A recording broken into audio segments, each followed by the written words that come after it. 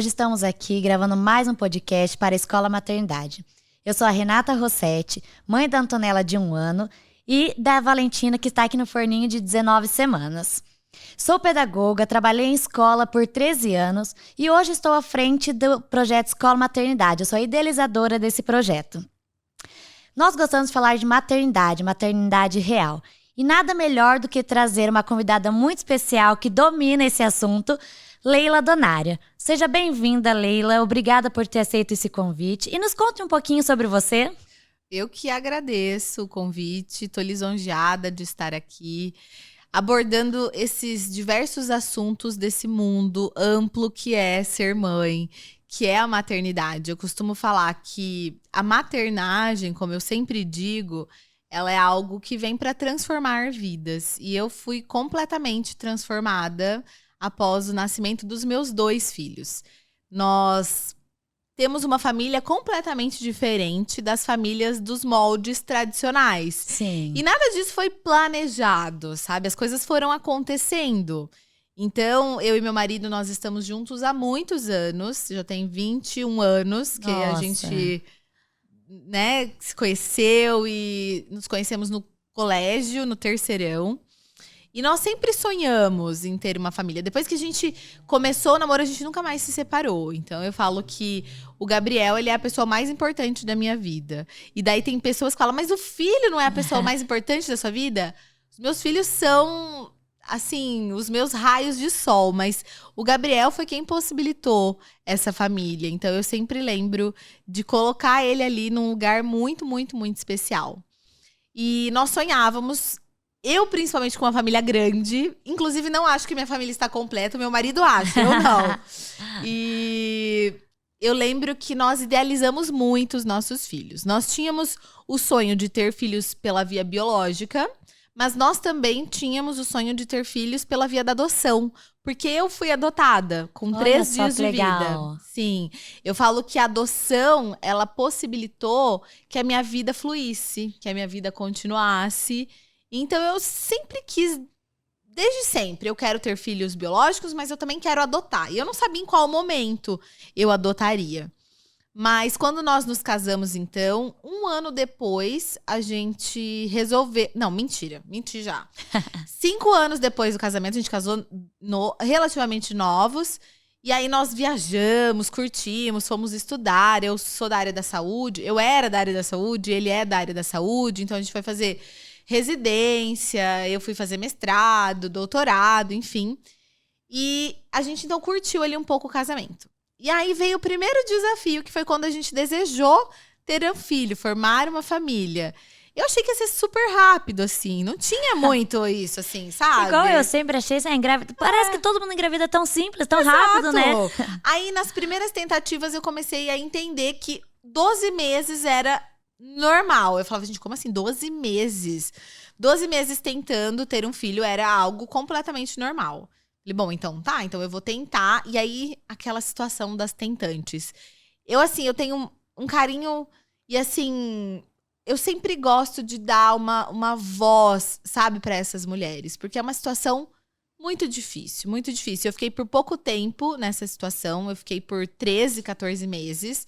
Mas eu já senti ali as dores. Aquela angústia, né? Passa mês. Exato. E nada do positivo. Todo mês, quando desce a menstruação, gente, é assim, é uma sensação de luto, sabe? Mais um mês que o meu filho não veio, né? E aí a gente começa a se comparar. Eu acho que o grande erro da vida são as comparações, né? Sim. Porque aí a gente começa, porque fulano nem queria engravidar, engravidou. E eu que tô aqui tentando, né? Que injustiça. Sim. E aí eu falo que, pra tudo, nenhuma comparação é válida, a não ser a comparação de você com você mesmo. Então, da Leila de antes de ser mãe com a Leila hoje. Do quanto nós somos seres que podemos evoluir. Essa é uma situação que a gente pode comparar. Mas só essa. Sim. Nenhuma outra. E aí, então, já foi o primeiro desafio. Eu lembro que quando eu e meu marido começamos a fazer os testes, meu marido foi no urologista, eu fui no ginecologista, porque a gente falou, tem alguma coisa errada acontecendo. E aí, quando ele pediu uma série de exames, ele pediu um beta-HCG também. Falei, por que ele tá pedindo um beta, né? Pensei, eu não tô grávida. E aí, no resultado dessa bateria de exames, eu estava grávida. Ai, até me arrepiou, Sim. Que linda. E você sabe que foi dia 31 de dezembro de 2014. Foi na virada de ano, assim, eu lembro… Presentão. Eu lembro que a gente estava em casa, a gente ia comemorar o Ano Novo com a minha família. A gente estava em casa… E dormindo, assim, à tarde, naquela época que a gente sabia o que era dormir de tarde, nos finais de semana. E aí eu falei, deixa eu entrar pra dar uma olhada nos exames. E na hora que eu entrei e vi lá positivo, eu fechei tudo. Tipo, sabe quando você olha, fecha? Daí eu falei, meu Deus, será que eu tô grávida? Daí eu abri tudo de novo, aí chamei ele, e aí foi aquela alegria, foi um presentão mesmo de virada de ano. Nossa, olha que legal. A minha história é meio parecida com a sua. Eu fiquei 2 anos exatamente tentando engravidar. E aí, eu e meu marido também, a gente fez todos os exames e não tinha nada. O médico falou assim, não é no tempo de vocês, no tempo de Deus. Agora não tem mesmo mais o que fazer. Só se for partir para um tratamento. Como é bem isso que você falou, 12 meses tentando, ok. Mas já estavam ali 2 anos. Sim. Eu e meu marido, isso foi em dezembro, a gente falou assim, em janeiro, então, ia completar 2 anos, a gente vai fazer um tratamento. Dia 1º de janeiro, eu descobri que eu tava grávida. Jura? Olha, até me arrepia. Olha, porque a gente ia fazer uma parecido. viagem no início de janeiro. No final de janeiro, eu ia retornar de viagem e a gente ia começar o tratamento. Olha só. E aí, dia 1º, eu falo assim, foi um presentão, sabe? E eu me lembro, assim, que a gente foi no culto na nossa igreja de final de ano novo. E lá eu pedi, Deus, eu queria tanto engravidar esse ano, realize esse milagre, por favor. Eu falei assim, nossa, que Deus foi tão rápido que dia 1º eu já descobri. Ligação direta. Mas então eu falo que esse foi um dos primeiros desafios, porque eu planejava toda a minha vida, sabe? Eu era essa mulher das metas, tava até falando aqui agora, né?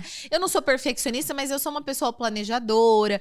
Então, assim, eu planejei fazer residência, eu planejei fazer mestrado, doutorado. Então, assim, tudo que eu planejava dava muito certo, né? Planejei casar com o meu amor da adolescência. Enfim, daí foi a primeira barreira que eu desafio, né? Que eu enfrentei. E aí, uma gestação completamente normal. Gente, eu fui aquela grávida… Plena. Comia, engordei um monte, comia de tudo. Não tive muitas questões, assim, durante a gestação. Todos os exames que a gente ia fazer, me cuidei muito, né? Porque eu já estava tentando. Então, assim, tomei todas as precauções. Fazíamos todo o pré-natal certinho. Até aqueles ultrassons que nem precisa, não é obrigatório, a gente fazia. Então, assim, e tudo conforme o planejado, né? E aí, Gabinho nasceu em agosto. Ele acabou de fazer 8 anos, inclusive. Nasceu de quantas semanas? De 39, quase 40. 39 e 6 dias. Nasceu numa cesárea, porque o meu médico… Eu fui pra consulta ali de rotina, eu queria esperar o parto normal. Nessa consulta, ele falou o seguinte pro meu marido. Meu marido é médico também. Daí, de médico, aquela conversa de médico pra médico, sabe? Ele falou, olha, Gabriel, seu filho já tem, pelo ultrassom, 3.200. Pra mim, aqui no consultório hoje, ele tem 3.650. A Leila tá cheia de líquido ainda, não tá, tipo assim, é um bebê que vai vir aí, vai um tempo pelo exame ali, né? Então tem líquido, a barriga não tava mais baixa, 0 contração, nem contração de treinamento. Exato, lá de… Eu nem lembro o nome, mas as contrações de treinamento, nada, não tinha nada. Ele falou, se fosse a minha esposa, eu marcaria uma cesárea de 40 semanas, porque assim, é um bebezão. E menino, ele tava certo. O Gabinho nasceu com 3.750. Sim, o ultrassom errou ali no caso. E a gente marcou a cesárea. Foi um pouco frustrante ali, porque eu tava fazendo fisioterapia, sabe? Me preparando pro parto normal. Mas eu falo que Deus, ele tem, assim, uma delicadeza em tudo, né? Era o que eu precisava viver. Eu precisava viver aquela cesárea. Porque tudo foi diferente do que a gente estava planejando. E talvez se eu tivesse feito parto normal, seria um parto muito provavelmente difícil, porque eu sou uma pessoa pequena, né? O meu bebê era muito grande, provavelmente ele ia ter mais de 4 quilos quando eu entrasse em trabalho de parto, né? Então eu falo, Deus planejou tudo ali. E aí quando o Gabinho nasceu, a gente já notou, meu marido, né, que ele tinha 6 dedinhos a mais no pé esquerdo. E aquilo pro meu marido já era uma questão, sabe? Pra mim ainda não. Porque assim, eu falei, tá tudo bem, né? E o meu marido já meio que começou a pensar na possibilidade do nosso filho ter uma síndrome. Porque o que é uma síndrome? Uma síndrome é um achado de diagnósticos ali. É quando várias características de uma criança se unem e isso é denominado uma síndrome. Então, o Gabinho tinha uma testa diferente, tinha os 6 dedinhos no pé. Então, o Gabriel já começou a ficar... Nasceu muito inchado. Gabriel já começou a ficar meio esperto ali na maternidade ainda. Eu ainda não. Assim, imagina, eu tava preocupada em amamentar, né? Porque o negócio não é parir, o negócio é amamentar, assim, quando né? a gente mais conhecimento tem, igual seu marido médico, então ele já entende de muita coisa, assim, que a gente já não domina, né? Então, assim, quanto mais informação a gente tem, a gente já fica mais atento. Aí, a você, então, ali tava, assim, despreocupada. Exato, eu tava tentando dar o peito e que o meu bebê ganhasse, né, peso, porque aí ele nasceu muito grande, mas logo ele perdeu muito peso. Então, daí já veio mais uma questão. Não tá dentro da normalidade. 5 dias depois, ele teve uma icterícia, mas assim, uma icterícia daquelas bem complicadas, onde quase que a gente precisou fazer um procedimento que chama hexasanguíneo, que é tirar todo o sangue do corpo do bebê, sabe? Passar por uma máquina. Então, assim, bilirrubinas, para quem entende, indiretas lá em 26. Então, isso é muito sério. Não era só aquele amarelão que você toma sol, faz chá de picão, sabe? Resolve. Não, ele precisou internar.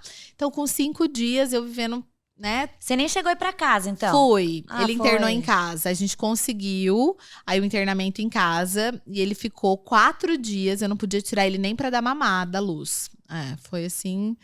Foi muito sofrido. Eu lembro que eu chorei 2 dias seguidos. Mas o puerpério ali... Menina, e daí o meu marido... Eu lembro de ouvir meu marido falando pra minha sogra na sala... Foi a primeira vez que eu parei de comer. Nunca tinha sentido aquilo. Uma tristeza, assim, que era um misto. Que eu tava feliz, mas eu tava preocupada, eu tava triste. E aí eu lembro do meu marido falando... Mãe, eu acho que a Leila tá com depressão pós-parto. Mas eu não tava, assim, sabe? Foi realmente ali aqueles 7 primeiros dias dos hormônios. Aquela loucura, que é inesperado ainda, mas eu acho que já vale deixar essa dica, né? Que a depressão pós-parto, ela é algo... assim, extremamente delicado e importante. Nunca é frescura. Depressão nunca é frescura, nem no pós-parto e nem na vida como um todo. Mas a mãe, ela passa, além, né, dessas situações complexas ali no puerpério, ela passa por uma questão hormonal muito séria, né? E o quanto é importante a gente olhar para isso. Eu tive uma amiga, nunca vou me esquecer disso, eu já estava percebendo que ela não estava bem. E assim, ela sabia que não estava bem, mas ela não tinha coragem de admitir que ela estava em depressão pós-parto. É porque todo mundo pensa assim, meia alegria que é o nascimento de um filho. Como assim eu tô triste? Elas não aceitam, isso. Né? Confundem com amor. Isso. E aí é isso, não tem nada a ver com amar o seu filho, né? É uma questão do seu emocional, da psique, que não tem nada a ver com amor. Você ama o seu filho, você só não consegue ter ali, né, os artefatos e as condições para demonstrar esse amor da sua maneira mais pura, porque você não tá bem, né? E aí eu me lembro dessa amiga que quando o neném dela fez 6 meses, eu falei, não, eu preciso ajudá-la. E aí eu me lembro que eu fui na casa dela. Já com 6 meses? 6 meses. E eu falei, olha, eu marquei um médico para você. Eu não quero me intrometer na sua vida, mas assim, eu tô vendo, você vai nessa pessoa aqui, tal dia, tal hora, eu vou ficar com o seu bebê. E aí eu fiquei lá, e ela foi, e ela se tratou. E assim, como é importante, porque às vezes o pai também tá ali, né, se tornando um pai. E de repente ele vê a sua esposa completamente diferente do que ele era acostumado, né? E aí ele já se sente de escanteio também, tem tudo isso, né? Então eles estão sobrevivendo àquela situação. Então a importância, às vezes, de uma pessoa próxima de fora perceber isso na mãe, na mulher. Esse olhar, né? É muito importante. Mas enfim, aí a gente foi vivendo... Até que com 2 meses de vida do Gabinho, nós recebemos os diagnósticos, assim, sabe? Que eu falo que esse dia eu nunca vou esquecer, porque foi, acho que um dos dias mais difíceis da minha vida. Eu fico até meio emocionada, tá? É normal, mas a gente descobriu que o nosso filho seria uma criança com deficiência, né? Ele tinha uma síndrome rara, realmente. E hoje a gente sabe, né? O nome dessa síndrome, na época a gente não sabia. Então a gente não tinha ideia de prognóstico, não tinha ideia de nada. E além da síndrome, ele tinha uma condição no crânio, sabe? Que ia precisar de uma cirurgia de grande porte. Daí um bebezinho. Tão pequenininho, né? E eu falo que ali, vivendo todo esse momento, foi a grande virada de chave da minha vida. Né? Quando eu me vi numa UTI com meu filho, eu era doutora em fisioterapia respiratória, eu dava aula de UTI, em graduação e pós-graduação. Mas quando eu vi o meu filho ali naquela UTI, não era a doutora, não era a professora, era a mãe, sabe? E eu falo que esse foi um marco, assim, na nossa vida, porque ali houve um renascimento, mas não era o renascimento do meu filho, que também, né, tava passando ali por uma situação super delicada, enfim, mas foi o meu renascimento, o renascimento da mãe, né, o renascimento da Leila pessoa, do quanto eu vi naquela situação que eu podia fazer melhor do que o que eu tava fazendo, sabe? E aí, eu larguei tudo. Olha que loucura, né? E aí, depois de viver aquele momento com o Gabinho, eu já dava aula, né? Já estava inserida em universidades, tanto de graduação quanto de pós-graduação. Me deu um tilt, assim, sabe? Eu falei, meu Deus, não, acho que eu posso ser melhor em outro lugar. E aí eu falei, acho que eu preciso de um tempo, sabe? Eu preciso de um ano sabático. E eu achava que era por conta do Gabinho. Pensava assim, acho que é porque eu quero cuidar, eu quero estar mais perto. Mas não era, era por conta de mim. Hoje eu sei, assim, sabe? Que eu precisava viver essa virada, assim, de chave. E aí eu larguei tudo. E aí eu fui pra internet. Loucura, né? Fui pra internet gravar vídeo de inclusão. Você começou a compartilhar um pouco da sua vida, então, ali da sua maternidade real, dia a dia. Exatamente. Isso foi em 2000, Gabinho. Lógico que não foi assim, né? Larguei tudo do dia pra noite. Não, né? Foi um planejamento. Então, ali naquele momento eu já entendi o que eu queria, né? Olha, eu quero poder cuidar do meu filho, porque eu terceirizava tudo. Eu dava aula à noite, eu dava aula finais de semana, módulos, às vezes, de pós-graduação. Né? Eu trabalhava muito. Em sala de aula eu trabalhava 30 horas semanais. Nossa. Fora tudo o que vem, né? E aí ainda tinha um laboratório que eu ficava meio período nesse laboratório internacional. Então, assim, uma loucura. Aí eu me planejei, né? Tive uma conversa com meu marido. Eu falo que ele foi meu maior apoiador. Eu lembro que quando eu ainda não tinha certeza, eu chorava muito. Eu falava, eu acho que eu quero desistir de tudo. Daí ele... desiste. Eu seguro as pontas. Eu falava assim, não é pra você falar pra eu desistir. É pra você falar pra eu continuar. Não é pra você me apoiar nisso. É porque também não deve ser fácil. Assim, você investiu anos ali, né, no seu estudo, na sua área profissional. Sim. Pra você até doutora, abandonar tudo. Você mãe. Exato. Porque tem gente hoje que não valoriza o papel da mãe, né? Mas muita E assim, gente. É uma das profissões que mais tinha que ser valorizadas, né? A gente não ganha R$1 pra isso, mas... Exato. Dá muito trabalho, mas também é recompensador, né? A carga mental, assim, é surreal, né? E eu me lembro que eu me preocupava muito naquela época ainda, eu não era analisada naquela época. Hoje eu faço terapia regularmente, façam psicanálise, façam terapia. Eu falo que me conhecer, o autoconhecimento proporcionou uma mudança de vida, assim, surreal pra mim, sabe? E naquela época, eu ainda me preocupava muito com o que as pessoas iam pensar. Tipo, e eu fui muito julgada. Gente, imagina, você chegar num dia e falar, olha, eu quero pedir demissão porque você é mãe. Eu tava onde eu queria estar, né? Eu tava esperando só um concurso, né? Pra que eu pudesse virar funcionária pública e tal. E, de repente, você joga tudo, sabe? Pro alto, assim. E eu fui muito julgada, né? Porque ainda vai pra internet. Pronto. Agora a doutora vai virar blogueira. Cara, eu vi muito isso, assim, sabe? Mas, enfim, eu acho que foi muito importante, assim. Naquela época, hoje eu sou palestrante profissional da inclusão. Naquela época eu não sabia o que ia dar. Não sabia, sabe? Que os meus vídeos iam impactar vidas e que eu ia lutar, né, por essa mudança de preconceitos. Não imaginava nada do que aconteceu depois. Mas eu já sabia ali, eu já sentia um incômodo. E eu já entendia que toda vez que eu ia no parquinho com o Gabinho e que tinha uma criança ali que não entendia a situação do meu filho, que eu precisava ajudar aquela criança, que eu precisava ajudar aquela mãe, aquele pai. Enfim, então aí eu dei essa virada, assim, de chave na vida, em 2019. Logo ali tava na pandemia, né? Um pouquinho antes da pandemia. E aí eu comecei em agosto.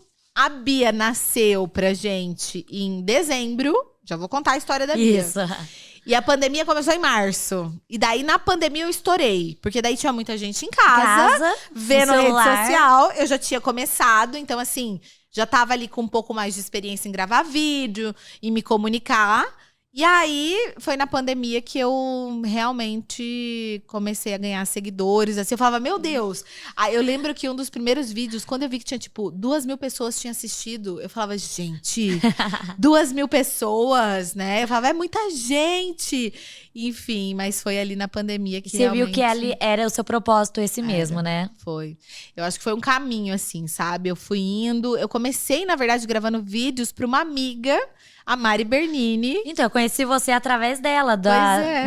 Na época mesmo da pandemia, que eu vi um dia ela divulgando. Sim, comecei a gravar vídeo de inclusão pra ela. E ela virou pra mim a importância também das amigas, né? Nas nossas vidas. Ela virou e falou, Leila, esse assunto é muito relevante. Por que eu não vou poder ficar, né, postando sempre sobre isso? Eu quero trazer de vez em quando. Mas por que você não faz isso no seu Instagram? Aí eu virei pra ela e falei, amiga, eu não sei nem gravar um story. Eu e meu marido, nós éramos pessoas super reservadas, assim. A gente postava de vez em quando uma foto ou outra. Ela falou, senta aqui. Eu tava na casa dela. Ela só tinha a Clarinha ainda. Ela tem 4 filhos hoje. E ela falou, senta aqui que eu vou te ensinar, então. Cara, e ela abriu ali o story dela no Instagram. E me ensinou a pintar, a escrever, a colocar uma foto. E ali eu comecei. Que legal. Eu falo que… O quanto é importante, né? Essa sororidade mesmo de uma mulher apoiando a outra, né? Eu até cheguei aqui no estúdio hoje e eu falei, eu não sinto isso de competição, sabe? Pra mim não existe isso. Eu acho que cada um tem o seu lugar ao sol. Não existe competição que vai tirar o seu lugar, sabe? Às vezes você pensa assim, principalmente depois que a gente vira mãe, muita coisa muda. E às vezes a gente quer empreender num outro negócio. E daí a gente pensa, não, mas tem muita concorrência. Eu acho que tem concorrência pra gente ruim. Pra quem é bom no que faz, não existe concorrência. Pra quem faz com amor, com propósito, sabe? Eu acredito nisso. E hoje, assim, né, eu tô nesse mundo da inclusão, né, como já uma pessoa respeitada. Mas no começo, eu fui atrás das pessoas que já estavam. Não foi fácil, pedir ajuda, sabe? Olha, eu não quero ser sua concorrente, mas eu também quero falar disso. Será que você pode me ajudar? Vamos fazer uma live? E assim, de 10 pessoas, uma aceitava. Mas é isso, né? O começo é esse. Por isso que hoje, quando chega uma mãe atípica pra mim… Olha, eu quero fazer alguma coisa, eu tento, sabe, abraçar essa pessoa e falar, olha, incentivar ela e falar, vai, faz, sabe?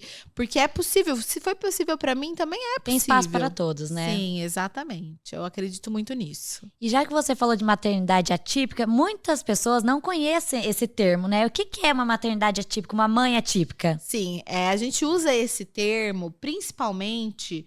para podermos diferenciar uma maternidade que é típica de uma atípica. No caso das maternidades atípicas, a gente está falando daquelas crianças que têm um desenvolvimento neuropsicomotor diferente, ou seja, atípico.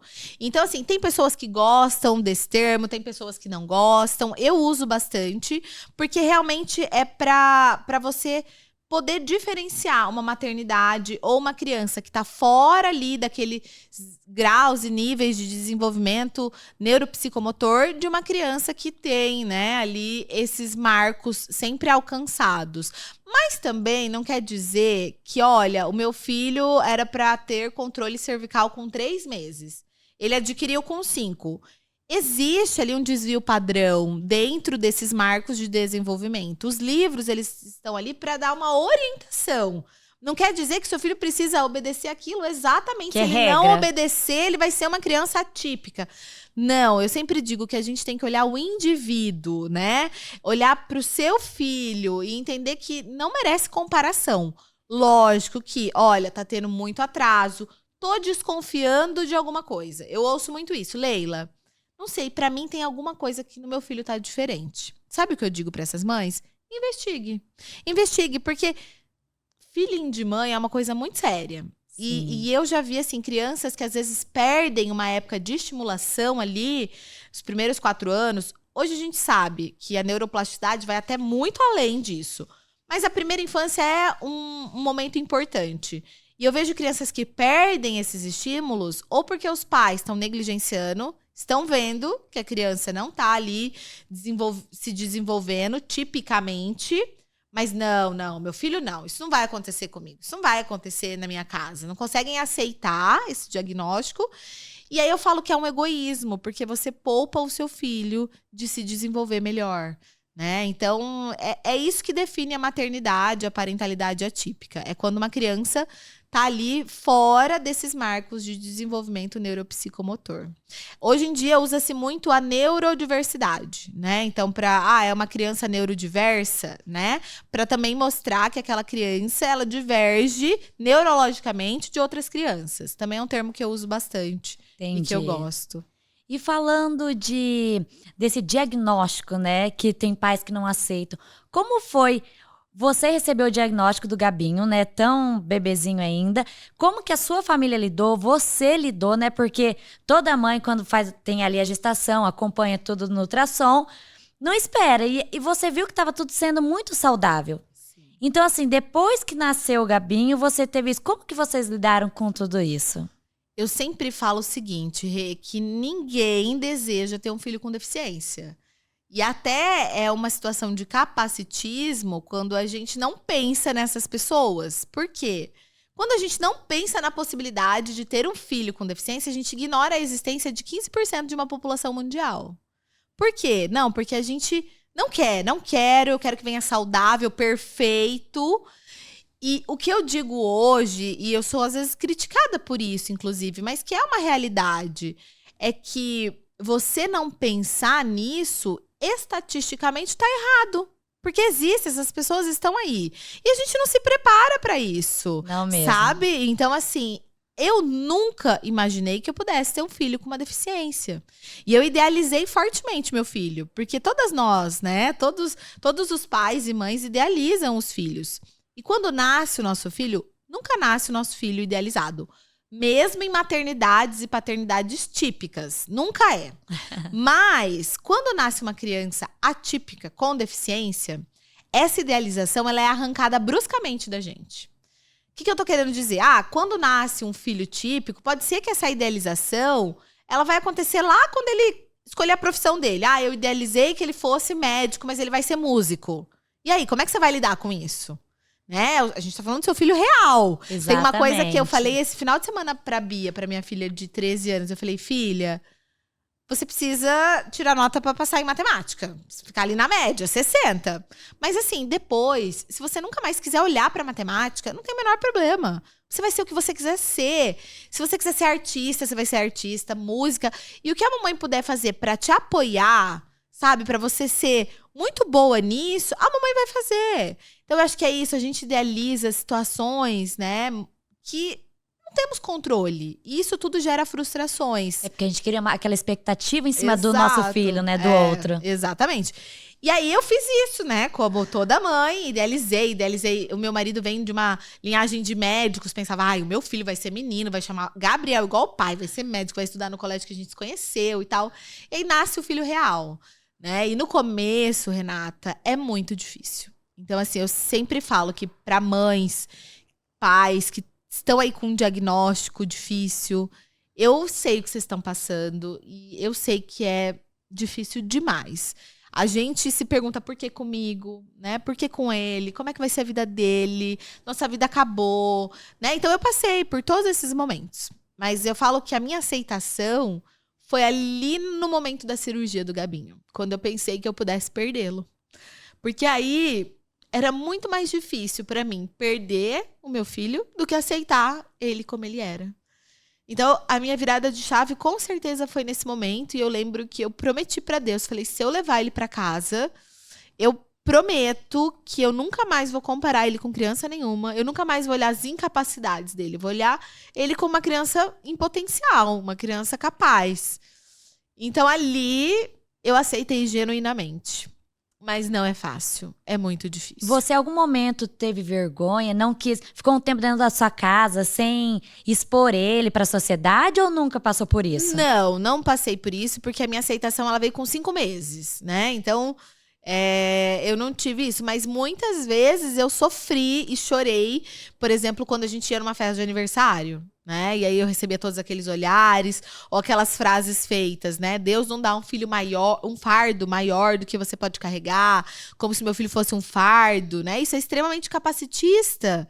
O que é o capacitismo, né? Eu tô falando de capacitismo como se todo mundo já soubesse. É uma palavra super nova, né? Há 4 anos atrás eu comecei a falar isso nas redes, pouquíssimas pessoas falavam sobre capacitismo. E o capacitismo, ele é o preconceito em relação à pessoa com deficiência. É quando você olha pro meu filho e pensa, nossa, ele é menos do que o meu, que não tem uma deficiência. Ou ele é infeliz pelo fato dele ter uma deficiência. Ou então você não quer ter pessoas com deficiência na sala do seu filho porque você acha que aquela pessoa vai atrapalhar o andamento da turma. Quando, na verdade, o que o meu filho pode colaborar com o seu... É assim, ninguém perde com a inclusão. Essa que é a verdade, né? O meu filho, ele não vai ser bom em matemática, em biologia, química, mas ele pode ensinar habilidades que, inclusive, são super importantes para o mercado de trabalho, que é cooperação, empatia, adaptabilidade, coragem. E isso, as pessoas que convivem com pessoas com deficiência aprendem na escola.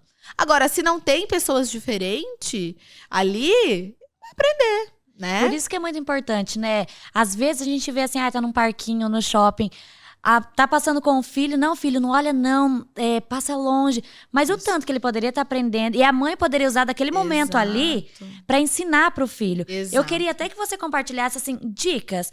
Como que uma mãe pode ensinar o filho dele no shopping, vendo a criança, assim, atípica? Primeira coisa, ninguém nasce sabendo. Porque tem muita mãe assim, que não é nem por maldade, porque não sabe. Falta de informação. Exatamente. Quantas pessoas tem hoje na rede falando sobre isso? Eu sou totalmente enviesada, porque eu sigo essas pessoas. Então, às vezes, gente, eu acho que tem um monte de gente já sabendo. Aí eu vou dar uma palestra, esses dias eu fui dar uma palestra para 600 professores, era um treinamento. E eu falei, quem aqui já ouviu falar de capacitismo? Levanta a mão. Ninguém levantou. Eu falei, não.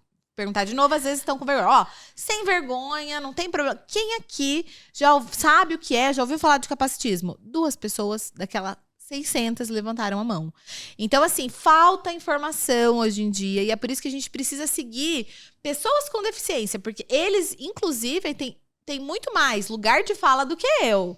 Eu sei o que é viver ao lado de um filho com uma deficiência. Eu sou mãe atípica, né? Eu sou mãe de uma criança com deficiência. Mas só essas pessoas com deficiência podem, de fato, falar para vocês o que deve e o que não deve fazer. Mas eu aprendi muito com essas pessoas. E uma coisa que eu sempre falo, eu tô no parquinho com o Gabinho, no restaurante, qualquer lugar. O Gabinho, ele baba. E a primeira coisa que as crianças perguntam... Gente, é assim, ó, eu já vou preparada. Por que ele baba? Né? E aí, ao longo desses anos, eu já vi de tudo. Eu já vi pai que fala... Fica quieto, menino, não pergunta. Eu já vi pai que dá um tapa, tipo, na criança. Tipo assim, não faz isso.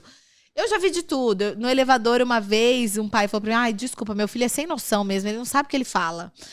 E aí, eu fico pensando com a cabeça dessa criança. Ela encontrou um menino que era completamente diferente de todas as crianças que ela já viu. Na escola dela, não tem nenhuma criança assim. Porque ela só viu até hoje crianças autistas, crianças com síndrome de Down. Porque as escolas tendem a aceitar muito mais esses perfis de crianças atípicas. Isso não é inclusão. Inclusão é quando qualquer pessoa pode ocupar qualquer espaço. E aí aquela criança nunca viu uma criança como Gabinho. E aí ela pensa, vou perguntar pra pessoa que eu mais confio na vida, que é o meu pai e minha mãe. E aí quando eu pergunto, meu pai me dá uma bela de uma bronca. Manda eu ficar quieto, chega em casa ainda, fala mais ainda sobre o meu comportamento. Então tá, todas as vezes que eu encontrar uma criança como aquele menino, parecido com ele ou igual a ele, eu vou sair correndo. Eu não vou mais me aproximar, eu não vou mais perguntar, eu não vou mais nada. O que aconteceu nesse momento? Talvez eu faça um bullying, inclusive, com ele, porque meu pai falou que é estranho, né? Me deu esse direito. Você acabou de criar o capacitismo, o preconceito. A criança, ela é curiosa, ela não é preconceituosa. Cabe a nós, os adultos que cuidam, esclarecer as dúvidas. E aí, o que eu mais recebo de pergunta é, mas como? Eu não sei como agir. E tá tudo bem, você não vai saber em diversas situações. Mas como é que você vai agir? Filho, eu não sei porque ele baba também. Mas você viu que ele é uma criança igual a você? Vamos lá brincar? Quem sabe, no meio ali da brincadeira a gente não descobre. Olha só, o tênis dele é igual ao seu. Olha, ele tem uma camiseta do, sei lá, do Batman. E aí você vai e aproxima a sua criança. Quando os pais permitem que eu possa explicar, né, por que o Gabinho baba, eu sempre falo no final, olha, eu tenho um paninho aqui. Se ele babar, você me avisa que eu vou enxugar a baba dele. Renata, é incrível que, de repente, no meio da brincadeira, a criança já tia, dá o paninho aí que eu mesma enxugar a baba dele. Ai, que lindo. Sabe? Então, é isso. É você permitir que as crianças estejam juntas, né? Eu acho que o maior problema da nossa sociedade é esse medo que a gente tem de errar. Daí, como eu tenho medo de errar, eu nem vou, entendeu? É melhor ele lá e eu aqui. E eu acho que deve passar pela cabeça de muitos pais que vai magoar vocês, sim, mães ou os pais. Sim. Pra vocês não é normal responder. Olha, eu não posso falar por todas as pessoas, mas eu costumo dizer o seguinte, eu recebo muito isso. Leila, você é uma mãe super, né, tranquila e tal, mas tem mãe, Leila, que olha. Aí sabe o que eu falo pra essas pessoas? Como é que você chega nessas mães? Você chega perguntando qual é o probleminha que o filho dela tem? Porque é tudo uma questão de como você se aproxima. A primeira coisa, você tá curioso, você quer saber? Ou você chega e pergunta, será que meu filho pode brincar com seu filho? Duvido. Gente, eu duvido que tenha algum pai, alguma mãe na face da terra que vai proibir o seu filho de brincar com o outro. Se ele está num parquinho, se ele está em algum lugar. Pode. Tem alguma coisa, assim, que meu filho não possa fazer? Assim, olha, eu sou leiga, mas eu quero aprender. Gente, não existe família que vai se opor. É muito de como a gente aborda essas pessoas. O que eu mais ouço é, o que aconteceu? Foi no parto? Qual o problema dele? Cara, meu filho não tem problema. O adulto é muito curioso, né? Muito, Quer saber. E a curiosidade. E é diferente da criança quando pergunta a curiosidade dele, né? Curiosidade no adulto é uma coisa muito feia, sabe? Eu falo que eu treino isso dentro de mim. Eu era uma pessoa muito curiosa. E tem curiosidades que não vão mudar a nossa vida em nada, né? Por que você tem que saber? É verdade. Né? Então, acho que se fazer essa pergunta o tempo todo e se aproximar sendo gentil, né? Querendo viver ali uma inclusão, de verdade. Não com essa intenção de o que ele faz? Será que ele vai bater no meu filho? Será que isso? Será que... Não é assim, sabe? Eu acho que tudo é ali desse primeiro contato, desse primeiro momento. E como que funciona na escola? Ele entrou em escola regular? Você colocou com quanto tempo ele? Foi bem novinho, com 2 anos ele entrou numa escola particular. E foi muito legal, foi uma experiência, assim, única. Porque ali, crianças de 2 anos, gente, é todo mundo igual. Eu falo que... Você sabe que eu tô fazendo pós-doc agora com um orientador de Portugal. E ele defende uma tese de que é na creche, é na CMEs ali, é naquele lugar que a gente precisa começar a trabalhar a inclusão. Porque ali, aquelas crianças, elas não veem diferença nenhuma. O Gabinho era um amigo. Eles não têm maldade ali, né? Zero. É então, lindo assim, foi de ver, lindo. Né? E assim, eu lembro o quanto a escola foi aberta no sentido assim, olha, a gente não tá preparado pra receber o Gabinho, mas a gente quer. Você ajuda a gente? É muito melhor dessa forma do que, olha, a gente não tá preparado, por isso a gente não pode receber. Entende a diferença? E eu falei, não, vamos junto, né? E aí ali a gente foi até a pandemia. Daí veio a pandemia, ele ficou muito tempo fora, porque a gente não sabia como ele se comportaria caso ele pegasse Covid. E daí na volta a gente colocou ele no município. Também foi muito legal o tempo que ele passou lá em relação aos amigos, sempre muito integrado. Mas agora eu passei ele para uma especializada. Porque ainda existe uma lacuna ali de inclusão nas escolas regulares, escolas comuns. E o Gabinho, por ter uma deficiência intelectual importante, né, eu comecei a perceber que, apesar dele estar super integrado e estar com os amigos e participar de algumas atividades, ele não estava incluído de fato. Né? E aí, então, eu passei ele para uma especializada agora. E ele tá super feliz, super bem, né? Agora a gente já começa a ver um processo de aprendizado. Porque o que eu falo é que o seu filho não tem que ir pra escola pra socializar. Isso sou eu que tô falando. Leila, diferente do que muitos profissionais por aí falam. Pra mim, o seu filho tem que ir pra escola pra aprender.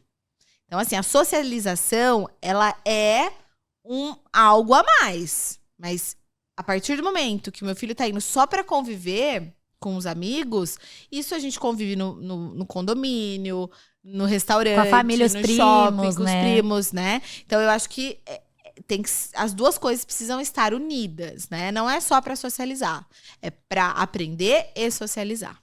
Aí perde o papel da escola mesmo. Exato. Ali, né? Mas muitas escolas não estão preparadas, né? Nem os professores. Eu digo isso como professora, eu trabalhei 13 anos e eu nunca trabalhei com criança que fosse atípica. E eu nem saberia. A gente faz cursos também, tem capacitações, mas na prática ali é diferente. Sim. E assim, 30 alunos é muita criança ali para você. E mesmo assim que vai ter uma pessoa ali para ficar com ele, mas daí não vai estar fazendo as atividades, tá mesmo isso para socializar, igual você disse, né? Eu falo o seguinte, sabe, Renata, que a gente precisa começar de alguma maneira a mudar isso. Realmente, a inclusão escolar no Brasil e em outros lugares também ainda tá nascendo, tá engatinhando, falta muito ainda pra gente olhar para uma escola e falar, não, essa escola, ela é uma escola inclusiva. E essa tem sido uma discussão, assim, recorrente no meu canal, inclusive do YouTube. Essa semana, hoje, eu acho, amanhã, não sei quando aí. Mas a gente vai soltar um podcast de inclusão escolar com profissionais de São Paulo, daqui do Paraná, justamente para abordar essa pauta, o quanto essas escolas precisam encarar como uma necessidade, não como um problema. Porque hoje, as crianças com deficiência, nas escolas, elas são um problema que os diretores, coordenadores e pedagogos têm que lidar. Enquanto a gente olhar dessa maneira, as coisas não vão evoluir. Eu converso muito com professores hoje, eu dou formação para professores, e às vezes os professores falam, mas como é que você quer que eu dê conta? Eu tenho 30 alunos e 7 laudos. Eu falo, não, você não tem 7 laudos. Porque uma criança não é um laudo. Exatamente. Uma criança é uma criança. A partir do momento que você olha aquela criança como um diagnóstico, como um laudo, tá tudo errado. Tá e aí já nem flui, né? Exato. Então, assim, esse é um assunto, assim... É muito difícil, pra horas, né? Pra horas. Não é fácil. Certo. E aí, você falando de maternidade atípica, você também é mãe típica. A mãe adotiva, né? Como que funcionou tudo isso na sua vida? Explica pra gente. Conta quem é a Bia pra nós. Vou contar. A Bia é outro... Eu falo que os filhos, eles vêm pra mudar a gente, né? Quem perde a oportunidade de recomeçar nesse momento da maternidade, da paternidade, eu acho que tá perdendo a grande chance da vida, assim, sabe? Os meus filhos, os dois, eles vieram pra me transformar completamente. A Bia chegou um pouquinho antes da pandemia. Eu e meu marido, a gente sempre quis adotar. Falei no começo, né, do podcast. E quando o Gabinho tinha 3 para 4 anos, a gente falou, não, agora a gente vai entrar na fila de adoção. E aí, assim, o que vier primeiro, vamos tentar engravidar, vamos entrar na fila, né? E aí a gente vê o que vier primeiro, veio e vai ser o segundo filho. E aí nós entramos na fila, nós começamos toda a tramitação, porque adotar no Brasil... tem toda uma regra. Tem gente que fala, é muito difícil, muito burocrático. Não, não é, né? A questão da adoção é algo muito sério, né? Porque você não tá adotando uma mercadoria, você tá adotando uma criança. E a partir do momento que você tá adotando de verdade, não existe devolução. No Brasil, infelizmente, existem muitas devoluções. Então, assim, é uma coisa muito séria. Por isso que é um processo muito sério também. E aí nós entramos, então, em março para começar a tramitação. Eu me lembro que em novembro daquele mesmo ano, de 2019, nós concluímos todo o nosso processo, entre habilitação, entrevistas com a equipe técnica, e aí a gente estava apto para adotar. E aí o nosso perfil, e é super importante eu colocar isso aqui para vocês, era um perfil amplo. O que eu quero dizer com perfil amplo? Era uma criança onde a gente não traçou muitas questões naquele perfil de idade, de raça, de doenças. A única coisa que a gente colocou é que a gente queria uma menina, a gente já tinha um menino, de até 10 anos, né? Então, em novembro, assim que a gente se habilitou, a gente estava fazendo uma viagem na Bahia, tocou meu telefone, eu nem achei que era... A adoção, a gente brinca, né? Mas não é uma brincadeira, é real isso. Que no mundo da adoção, quando estoura a bolsa, é quando você recebe a ligação do fórum, falando, olha, tem uma criança pra você. E aí eu falo que a minha bolsa estourou lá na Bahia. Ligaram do fórum e falaram, oi, Leila, tudo bem? E eu falei, gente, algum problema com a minha tramitação, né? Com, sei lá, com a habilitação. E aí ela falou, olha... tem uma menina pra vocês conhecerem. E daí ela deu poucos detalhes, quase nada, e falou, vocês precisam vir aqui no fórum.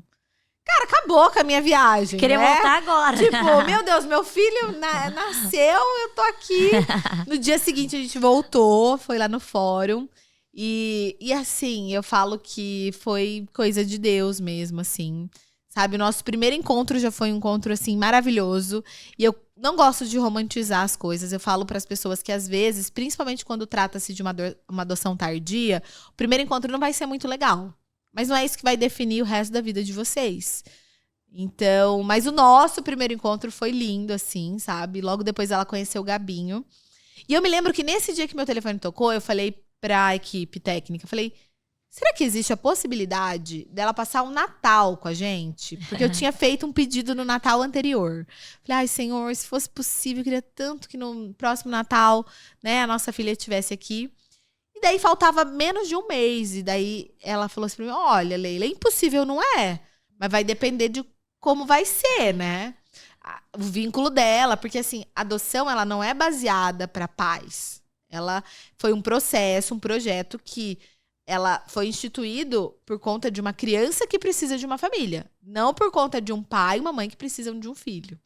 Né? Então, assim, todo esse processo é baseado na criança. Inclusive, para pais que não conseguem ter filhos pela via biológica, é preciso desconstruir, né, aquele luto e entender que a via adotiva não é para ser uma substituição daquele filho que não veio. Né? É um outro momento da vida daquele casal. E aí, menina, foi... E assim, a gente se conectou muito rápido, muito rápido. E aí, quando ela ia para casa da família acolhedora, ela já ia chorando. E eu me lembro que no dia 18 de dezembro, ela já estava morando com a gente. Então, ela não passou só o Natal, a noite de Natal. Mas aí, ela passou todos os dias ali do final do ano com a gente. E ali começou uma conexão. Eu falo que, para qualquer parentalidade, o amor, ele é uma construção. Então, não é assim, nossa, eu amo ela desesperadamente desde o dia que ela chegou. Não é isso. Hoje, 4 anos depois, cara, não sei pensar na minha vida. Não sei imaginar como era a minha vida antes dela. Mas é uma construção, né? E eu falo que para adoção dar certo, é responsabilidade dos adultos que cuidam, e não daquela criança. Então, hoje, principalmente adoções tardias, vivem aí um estigma, né? Da criança que tem trauma, da criança isso, da criança aquilo. Não, é de como o adulto que tá ali vai lidar com todas essas situações difíceis que podem aparecer no caminho. Porque ela já tem uma bagagem, né? Sim. Mas eu acho que todo mundo vem com uma bagagem, por mais que seja um bebê. Eu fui adotada com 3 dias. E a minha vida inteira, eu fui uma pessoa insegura. A minha vida inteira. Sabe? Então, eu era aquela que precisava ser muito boa nos estudos. Por quê? Precisava sempre estar provando alguma coisa para alguém. Precisava de uma validação. Então, eu, por exemplo, jamais viria aqui num podcast onde eu não conheço ninguém e tal. Nunca. Eu era aquela pessoa insegura. Eu precisava ter uma turma para me apoiar nessas pessoas. Eu tinha que agradar todo mundo.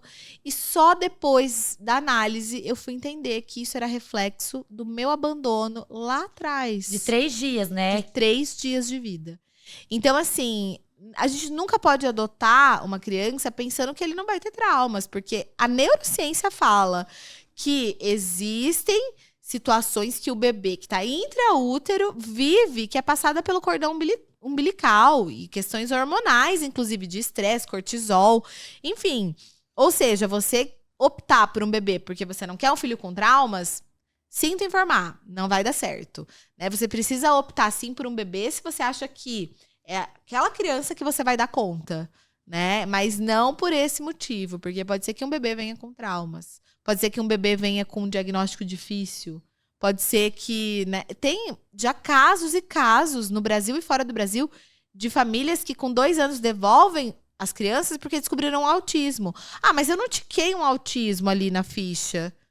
Gente, sabe? Triste. É triste. É até... Não, será que isso acontece? Quer adotar, Acontece. mas quer adotar do jeito que sonhou, mas nunca vai ser assim. Perfeito, exatamente. Né? Nas gestações biológicas não tem pra onde você devolver o filho. Exatamente. Você vai não devolver. devolve, você vai ter que lidar com aquilo. Agora, na adoção fica essa situação, né? Se não der certo, eu vou devolver. Então, já me perguntaram, você já pensou alguma vez, alguma coisa que a Bia fez, que você pensou em devolver? Nunca. Eu nunca entrei na fila da adoção pensando que se acontecesse alguma coisa, eu ia devolver minha filha. Por pior que fosse, era minha filha, sabe? Então, inclusive, hoje em dia, né, quando às vezes acontece, tá na adolescência, né? Quando acontece alguma coisa e eu preciso dar uma bronca, a primeira coisa que eu falo é, nada mudou. Continuo te amando, sou sua mãe, você é sua mãe pro resto da vida. Porque existe esse trauma ainda da rejeição, sabe? Mas isso, né? Você fez algo que não foi legal e tal, e aí a correção. Legal você trazer isso, porque tem muitos pais que a gente vê que por ter adotado e às vezes a criança já ter sofrido antes da adoção, quer ser o melhor pai, não vou dar bronca, não vou corrigir. Não, mas você ali é pai, é mãe, então você vai cobrar o que tem que ser cobrado pra uma criança, né? Exato. Eu me baseio muito na TBRI, que é um método dos Estados Unidos que fala o seguinte, pra quem precisa lidar com traumas, que a correção, ela precisa vir depois da conexão. Não adianta seu filho chegar pela via da adoção e você já querer colocar ele ali, nas regras da casa e tal. Porque ele vai vir de maneiras diferentes. Você não criou ele desde bebezinho, né? Tô falando de uma adoção tardia. Primeiro, o que você vai fazer? Você vai se conectar ao seu filho. Você vai demonstrar que você tá ali. Você vai acolher as fases difíceis. Vai ter uma época... Eu não passei por isso, mas muitas famílias falam que tem uma época que é o teste do apego, que a gente chama. Eles testam a gente. Você não é a minha mãe, você não é o meu pai. O que eles estão fazendo? Deixa eu ver se ela não vai me devolver mesmo. Eu vou fazer o pior aqui, o pior cenário, pra ver se eles vão continuar me amando mesmo assim, porque eles não vão me amar. E aí é nesse momento em que a gente precisa acolher. Eu sou sua mãe, sim. Eu sei que você não escolheu isso, mas eu te escolhi e eu vou continuar sendo sua mãe, vou continuar sendo seu pai pro resto da sua vida, queira você ou não. Então é nesse momento que a gente tem que reforçar, sabe? E criar essa conexão. E aí depois que você tá conectado, aí corrigir, né? Então assim, não dá. Tem famílias que falam, não dá certo, mas também a criança não pode fazer nada que você já tá. Não faz isso, faz aquilo. Não. Você nem tá conectado a ela ainda, né? Então, a importância da correção vir com conexão. Que legal isso aí, muito importante. Vale pra todas as famílias, na verdade, né? E outra coisa, quando a Bia chegou, ela conheceu o irmão, como foi a relação dos dois? Gente, o começo foi um caos. Ela é muito maravilhosa, assim, sabe? Mas o Gabinho, ele é uma criança muito ciumenta. Assim, mas é desde que ele tinha... assim, antes de um ano, eu lembro que a primeira vez que eu percebi que ele tinha ciúmes, eu peguei um bebê e a gente achava que ele não entendia nada, porque, né, ele tinha essa questão, a gente já sabia que ia vir com uma deficiência intelectual, deficiência motora e tal. Gente, eu lembro o desespero dele quando eu peguei aquele bebê da minha amiga. Então, o Gabinho, ele é uma criança ciumenta até hoje. Então, quando a Bia chegou, cara, eu passei um sufoco, porque eu não esperava aquilo. Eu me preparei para várias coisas, menos para os ciúmes entre irmãos. Então aí, de um lado, era aquela felicidade plena. Eu também estava passando por um puerpério, porque existe o puerpério na adoção também. E isso é comprovado, inclusive, cientificamente. E eu tava passando por aquele puerpério e, de repente, eu pensava, nossa, que felicidade, minha filha tá aqui. E, meu Deus, meu filho tá sofrendo...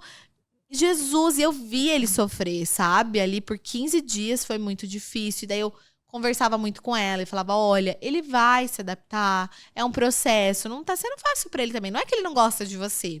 A situação pra ele tá diferente, porque agora ele precisa dividir o papai e a mamãe, né? Então foi ali, o meu marido era muito mais tranquilo. Ele falava assim, Leila, você tá sofrendo à toa, isso vai passar.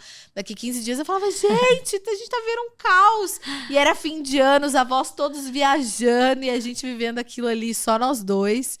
E aí passou. Hoje é assim, ó, ele ainda tem ciúmes, mas é mais dela. Ele ama tanto ela, tanto. Eu falo que ela é assim...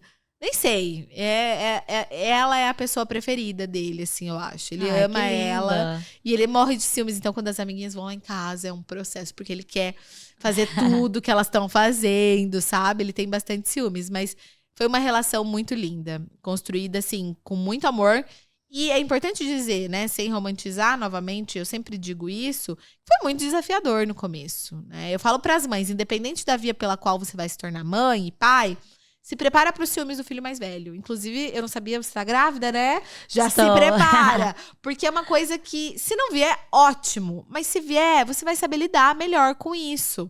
Porque, gente, você se sente traindo o seu filho mais velho. E ninguém fala disso, né? E a minha vai ter 1 ano e 5 meses. Às vezes eu fico me perguntando, até converso com meu marido, será que ela vai sentir, vai perceber? Porque é tão pequenininha, tão novinha, não vai perceber. Assim, quando é mais velho que sofre, né? Mas dizem que sofre, independente da idade. Eu acho. Eu acho que tem que se preparar. Eu acho que tem crianças que lidam melhor, tem crianças que lidam, né, com mais dificuldade. Eu acho que vai muito do comportamento dos pais também. Então, por exemplo, se eu vou visitar uma criança que acabou de nascer e essa criança tem um irmão mais velho, eu sempre levo uma lembrancinha pro irmão mais velho. Porque aquele irmão mais velho, ele é esquecido, né? E aí você chega ali, todo mundo bebeu, e aquela criança tá ali. Tá ali Cara, no cantinho. como que ele vai gostar dessa situação? Tô aqui também, né? Não é? Antes era tudo eu, agora tem esse ser aqui e enfim. Então a importância da gente olhar, sabe, pra esse filho mais velho também. Nossa, Leila, que história sua. Isso porque você não contou nem metade pro pessoal ainda, né? Porque tem toda a sua história de vida que você traz também, né? Mas isso a gente vai conversar num outro momento, que a gente quer também compartilhar, porque vai servir para muita gente também. E assim, quando a gente pensou lá na Escola Maternidade, nossa, quem a gente vai trazer para conversar sobre isso?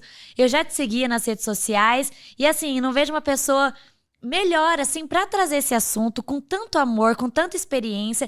E assim, você não fala assim, só do que você vive ali. É a maternidade real, é o que você vive, mas você sempre continua buscando, estudando, pra trazer também isso pra sociedade, nos seus canais, né? Porque a gente fala, quanto mais informação, menos a gente vai sofrer, menos a gente vai errar com o outro, né? Sim.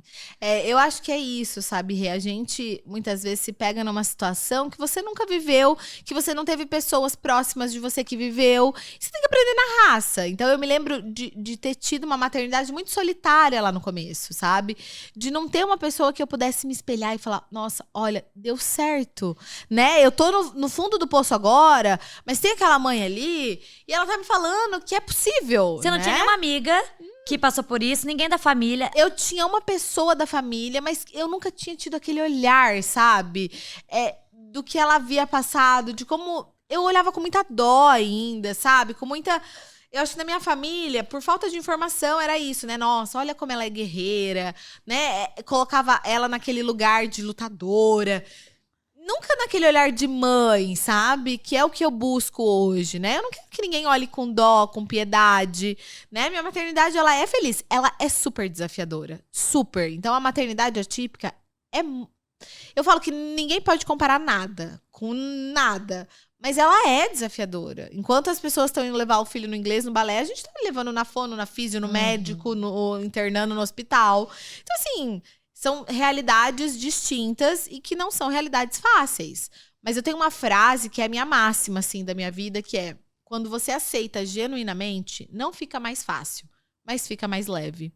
E eu acho que é essa leveza, sabe, que eu quero levar para as pessoas nos meus canais, com o meu podcast, né, com as minhas mentorias, com as minhas palestras, mostrar que existe uma vida possível, sabe, depois de um diagnóstico difícil, e que a família, hoje em dia, com diferentes conformações familiares, ela é o que ela é e o que ela quiser ser, né? Eu não planejei ter uma família diferente, mas eu tô aqui, a prova viva de que uma família completamente diferente dos moldes tradicionais. Eu que era uma pessoa que achava, né, que ia viver ali tudo na tradição, de repente me vejo, né, numa família completamente diferente, uma família muito feliz, né? Então, felicidade não é sinônimo de desafio, né? Sim. Então, assim, você pode ter uma maternidade desafiadora, mas muito feliz. Acho que é isso. E é bem isso que você traz mesmo. Você traz essa maternidade que não é fácil, é desafiadora, mas é leve, né? E eu ia até pedir para você encerrar assim, uma dica, alguma frase para você